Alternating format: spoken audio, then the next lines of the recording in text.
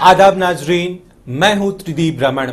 इतवार की इस अलसाई सी सुबह जब आप फुर्सत के चंद लम्हों का लुत्फ उठा रहे हैं, हम आपकी खिदमत में लेकर हाजिर हैं हिंदुस्तान हमारा का संडे स्पेशल, यानी आपकी इतवार को खास बनाने की यह हमारी छोटी सी कोशिश। आज के एपिसोड में हम आगे बढ़ाएंगे शायर और साइंटिस्ट डॉक्टर नौशाद असरार की जिंदगी की दास्तां को।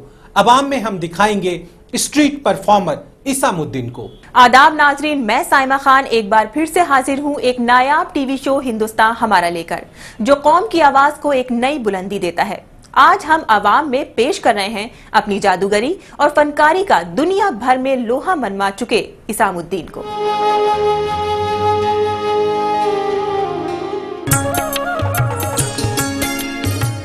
बांसुरी की मीठी तान और डमरू की आवाज पल भर में सैकड़ों लोगों को इकट्ठा करना और बातों बातों में मुंह से लोहे का गोला और रीठा का बीज उगलना तो जैसे इनके बाएं हाथ का काम है।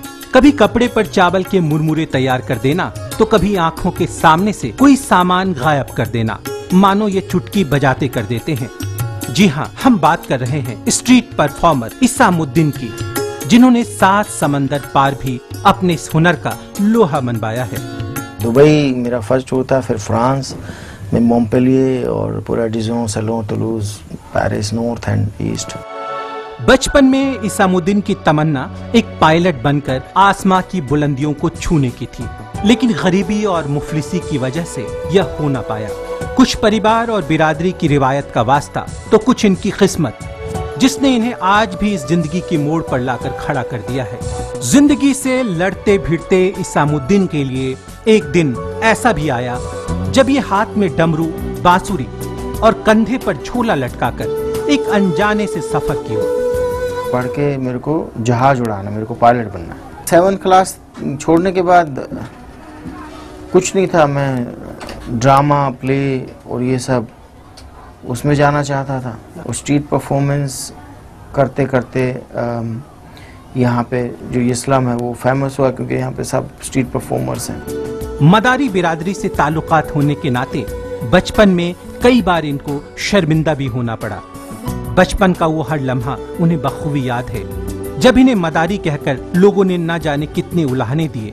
उन उल्हानों का दर्द आज भी इनके ज़हन में उतना ही ताज़ा है। दोस्त मेरे स्कूल में बने, उनके घर में जब मैं गया 1-2 बारी तो उनके पेरेंट्स का अच्छा सलूक नहीं रहा। जमाने के जुल्म सितम और गरीबी की वजह से ना चाहते हुए भी इन्हें तालीम को अलविदा कह अपने पुश्तैनी पेशे से जुड़ना पड़ा।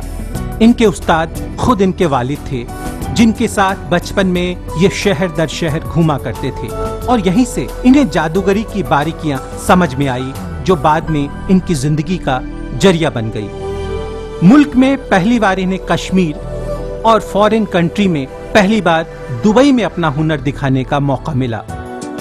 इन्हें जब भी मौका मिला, इन्होंने लोगों को अपने हुनर से अपना मुरीद बना लिया।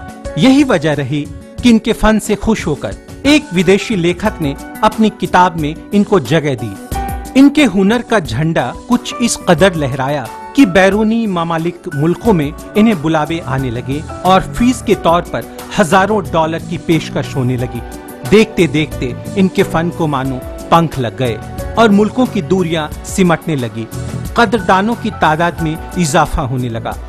तब तो इसामुद्दीन को डॉलर और पौंड की असल कीमत भी मालूम नहीं थी।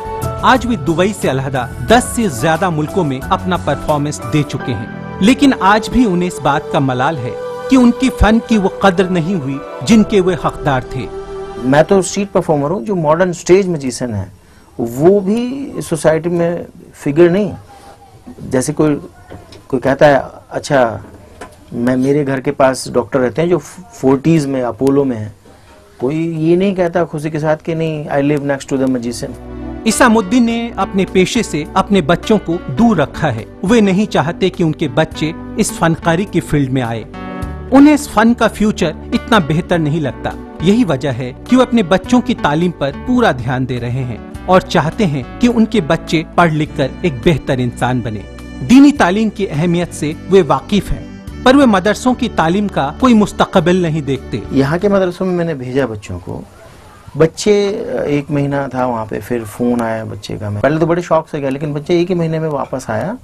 और वापस आया तो फिर मेरे होश उड़ गए कि उसने चाइल्ड अब्यूज़, मतलब मैं बता नहीं सकता। बच्चे ने कहा कि वहाँ पे ये होता है बच्चों के साथ। आप इन्हें मदरसे कहते, ये मदरसे है ही नहीं। दीनी तालीम की अहमियत से तो ये वाकिफ हैं, पर वे मदरसों की तालीम का कोई मुस्तकबिल नहीं देखते।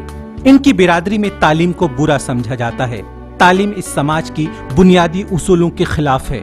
चुनांचे जब इन्होंने अपने बच्चों को बेहतर तालीम देने के लिए स्कूल भेजना शुरू किया तो इनकी बिरादरी वालों ने अपनी बिरादरी से इन्हें बेदखल कर दिया।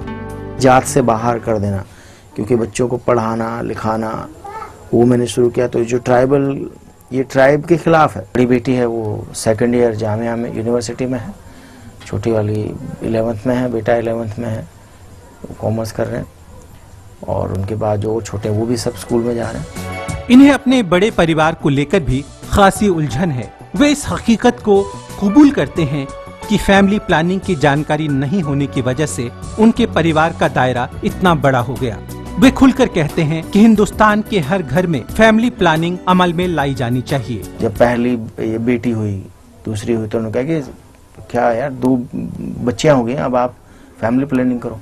तो मैंने घर में आके बात की तो माँ ने कहा कि नहीं, अगर ऐसा हुआ, तुमने अगर ऑपरेशन किया या कुछ किया तो मैं तो घर छोड़ के चले जाऊंगी या मर जाऊंगी कुछ। मैंने कहा क्यों? तो उन्होंने कहा नहीं, ये अलाउड नहीं है। अब उन्होंने कहाँ से सुना?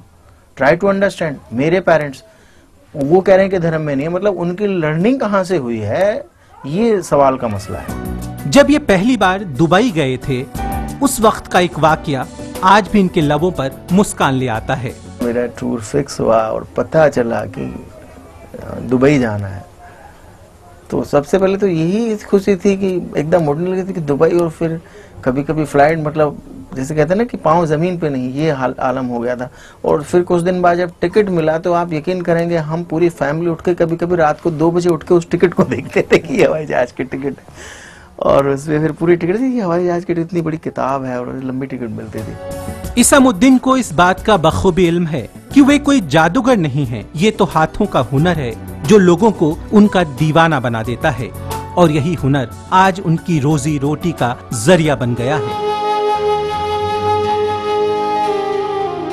स्ट्रीट परफॉर्मर इसामुद्दीन की दास्ता बयानी के बाद अब वक्त हो चला है एक छोटे से ब्रेक का, पर आप कहीं जाइएगा नहीं, क्योंकि ब्रेक से वापस लौटने के तुरंत बाद हम पेश करेंगे मकाम और आपको रूबरू कराएंगे मशहूर शायर और अमेरिका के जाने माने साइंटिस्ट डॉक्टर नौशा असरार साहब की जिंदगी के कुछ दिलचस्प पहलुओं को। आप वक्त की धड़कनों को यूं ही संभाल कर रखिएगा, हम लौट कर आते हैं पल दो पल में। फन शायरी भी अजीब है, ये किसी किसी का नसीब है। जिसे मिल गया वो फकीर है, जिसे ना मिला वो गरीब है।